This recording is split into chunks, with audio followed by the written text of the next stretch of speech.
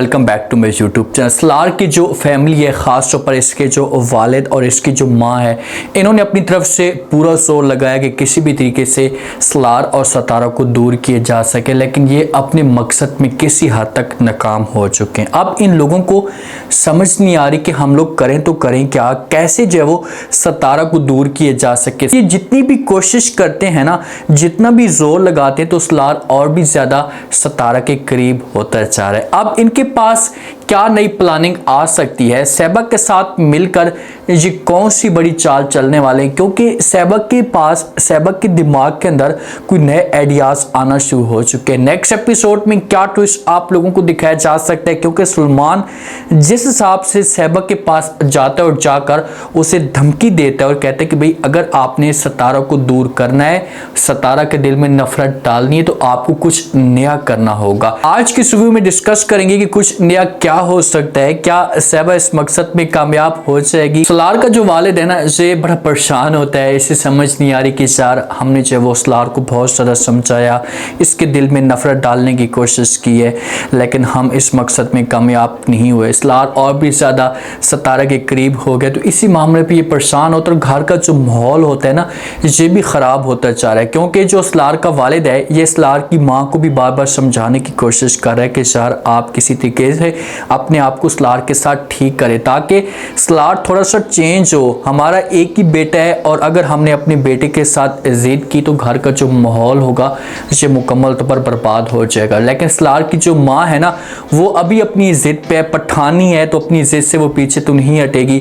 तो ये सलार के वालिद को धमकी देती है और इनकार कर देती है और कहती है कि मैं सलार के साथ तब तक ठीक नहीं होंगी जब तक ये लड़की इस घर के अंदर मौजूद है। हाँ, ये लड़की को छोड़ दे, उसके बाद मैं इसके साथ ऑटोमेटिक ठीक हो जाऊंगी, लेकिन सलार तो छोड़ने वाला है नहीं। आपको इस बात का अंदाजा अच्छे तरीके से है। ये परेशान बैठ होता है। सतारा इसके पास आती है और आकर बात करती है सलार के वालिद के साथ और कहती कि अंकल जान मुझे एक बात तो बताओ। आगे से अंकल जान कहते हैं कि भाई कौन सी बात। तो सतारा कहती है कि मुझे इस बात की समझ नहीं आ रही कि आपसे एक बेटा, छोटा सा बेटा, वो आपसे डील नहीं हो रहा, तो आप इतने बड़े बिजनेस को कैसे डील कर रहे हैं, मुझे तो इस बात की समझ नहीं आ रही। तो आगे से सलार का जो वालिद है वो कहते हैं कि वो बातें आपकी सारी की सारी ठीक है, लेकिन एक बाप बनकर या बाप की हैसियत से मैं सलार को डील करने की कोशिश कर रहा हूं। लेकिन सतारा बातों बातों में ऐसी बात कर देती है कि अगर सलार का वालिद जहां पर सोचे और इसकी बात के ऊपर अमल करे, तो मैं यकीन के साथ कहता हूं, 100% यकीन के साथ कि जहां पर सलार का वालिद अपने मकसद में कामयाब हो जाएगा। बात क्या होती है, सतारा कहती है कि भाई आप बिजनेसमैन बनकर अपने बेटे को सलार को डील करने की कोशिश करें। हो सकता है कि आपको सलार के अंदर कुछ क्वालिटियां नजर आए, आपको इस बात का एहसास हो कि हाँ मेरा बेटा किस हद तक जा सकता है और मेरे बेटे में क्या अहमियत है, फिर जाकर आपको इस बात का एहसास होगा। बाप की नज़र से आप ना देखें तो आपके लिए बेहतर होगा। तो ये बातें सतारा जहाँ से कहकर चली जाएगी, बाद में जो सलार का वालिद होगा वो सोचेगा समझेगा, तो हो सकता है कि फिर इस बात पे अमल करने की कोशिश भी करे और सलार को कुछ बड़ी जिम्मेदारी दे दे। और सलार को जब बड़ी जिम्मेदारी देगा तो सलार फिर उस जिम्मेदारी को अच्छे तरीके से हैंडल करने की कोशिश करेगा, उसे अच्छे तरीके से सरंजाम देगा और फिर जाकर इनको एहसास होगा कि यार हम कितनी बड़ी गलती कर रहे थे, हमने कितनी बड़ी देर कर दी, हमने अपने हाथों से अपने बेटे को बर्बाद करने की कोशिश की है। निमी की जो माँ है ना, जिस हिसाब से निमी के ऊपर इल्ज़ाम लगे हैं, इन्होंने इस इल्ज़ाम को सच समझ लिया, तो अब ये लोग चाहते हैं, जिस हिसाब से ये लोग सतारा की जल्दी से शादी करवाना चाहते थे, आज देखें कि आज अपनी बेटी की जल्दी से शादी करवाने की कोशिश कर रहे हैं। जब जाते हैं कासिम की फैमिली इनके घर में बात करते हैं, तो आगे से जो निमी की माँ कहती कि भाई आप ऐसा करें कि मैं निमी का जल्दी से पासपोर्ट आप लोगों को दे देती हूँ, आप जाकर कासिम को दे देना, ताकि कासिम इसके जल्दी से पेपर तैयार करवा ले और निमी को भी अपने साथ लेकर चला जाए, क्योंकि ये अब चाहते हैं कि निमी कासिम के ऊपर चट्टी हो जाए। तो आगे से जो अम्मा जी होती है, जो कासिम की दादी होती है, वो बात करती है और कहती कि हाँ हाँ आप जरूर हमें पासपोर्ट दे देना, क्योंकि उसकी बीवी है, हक बनता है उसे साथ लेकर चले। लेकिन साथ में कासिम की जो माँ होती है ना, ये बातें सुनती तो बड़ी परेशान हो जाती कि भाई यही लोग थे पहले ये देर कर रहे थे, पहले हमें बातों में घुमा रहे थे और इनका दिल नहीं था, और आज ये हमारे ऊपर चट्टी कर रहे हैं, तो इसके पीछे कोई बड़ी बात हो सकती है। वो अम्मा जी को कहती कि अम्मा जी अभी तक इसकी बीवी नहीं बनी, अभी तक मंगनी ही नहीं हुई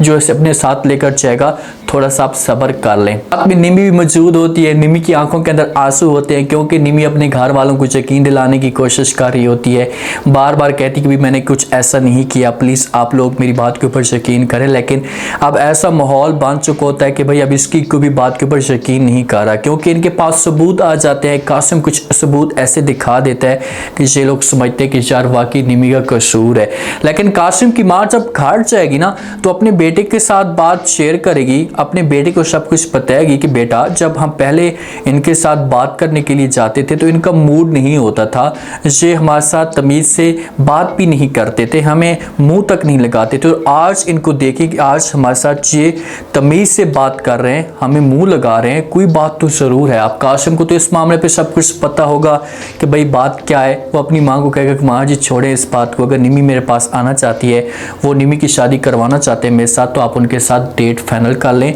मैं निमी को अपने साथ लेकर चला जाऊंगा, निमी को यहाँ पर नहीं रखूंगा। जो ज़ुहैब है ना, ज़ुहैब ने जिस हिसाब से सलमान को थप्पड़ मारे हैं, तो इस मामले पे बहुत ज़्यादा खुश होती है किरण, तो इसके लिए सोने की घड़ी तैयार करवाती है, गिफ्ट इसे देना चाहती है ज़ुहैब को। तो माँ जब किरण की देखती है तो वो भी बड़ी हैरान हो जाती कि भाई ज़ुहैब भाई के लिए इतनी बड़ी कुर्बानी दे रही। हालांकि किरण की सोच है, किरण ज़ुहैब को यूज़ कर रही है अपने मकसद के लिए, और उसे पता है कि भाई इस बंदे को मैं लालच दूंगी, लालची इंसान है, तो ये मेरी लालच में आ जाएगा और मैं इसे इस्तेमाल करती रहूंगी, अपने मकसद के लिए सब कुछ कर रही है। जब ज़ुहैब घर में आता है, इससे किरण की माँ खड़ी होती है और कहती कि भाई तुमने क्या सलमान को थप्पड़ क्या मारा है कि तुम्हारी जो प्यारी बहन है तुम्हारे ऊपर कुर्बान हो चुकी है और तुम्हें सोने की घड़ी दे रही है। तो जब ये बात ज़ुहैब सुनता है तो वो भी बड़ा हैरान हो जाता है और किरण की तरफ देखते और कहता है कि क्या वाकई मुझे बहन सोने की घड़ी दे रही है? तो माँ कहती कि हाँ आपको यकीन नहीं हो रहा, जब आपको वो देगी, क्योंकि मर्द की घड़ी है, मैंने देखी, आपको देगी तो फिर जाकर आपको यकीन हो जाएगा। तो आगे से ज़ुहैब कहते हैं कि भाई ये थप्पड़ था, अगर मेरी बहन के साथ बदतमीज़ी करता तो मेरे हाथ में छुरी भी आ जाती तो मैं उसे छुरी भी मार देता। अब ज़ुहैब और किरण का कनेक्शन आपस में बनना शुरू हो चुका है। ज़ुहैब यूज़ होगा किरण के लिए, किरण जिस लड़के के साथ मोहब्बत करती है, जो मुलाकात करती है, ज़ुहैब को अपने बहाने से अपने साथ लेकर जाती है और वहाँ पर जाकर अपना काम करती है, और किरण भी बहुत जल्दी बदनाम होने वाली है। जो सलार का दोस्त होता है, जो फोटोग्राफर होता है, जो कंपनी का मालिक होता है, वो घर में आता है, सलार का पूरे घर का रवैया देखते तो बड़ा परेशान हो जाता है। तो वो बात करता है सलार के साथ, सितारा के साथ कि भाई क्या आप लोगों की अंकल के साथ कोई लड़ाई हुई है? तो आगे से सितारा फ़ौरन बोल पड़ती और कहती कि भाई नहीं, सलार की तो किसी किस्म की कोई भी लड़ाई नहीं हुई, क्योंकि ये बराबर के ख़ानदान है, बराबर के लोग हैं, तो इनकी लड़ाई कैसे हो सकती है? ये सिर्फ और सिर्फ मुझ जैसी गरीब लड़कियों के साथ ही लड़ते हैं, मुझे इस तरह की बातें सुनाते हैं, मैं तो इन लोगों को जवाब दे नहीं सकती, छोटी थर्ड क्लास ख़ानदान की लड़की हूँ, तो मैं तो इनके सामने किसी किस्म की कोई बात नहीं करूँगी, चुप हो जाऊँगी। तो इससे अपने बराबर के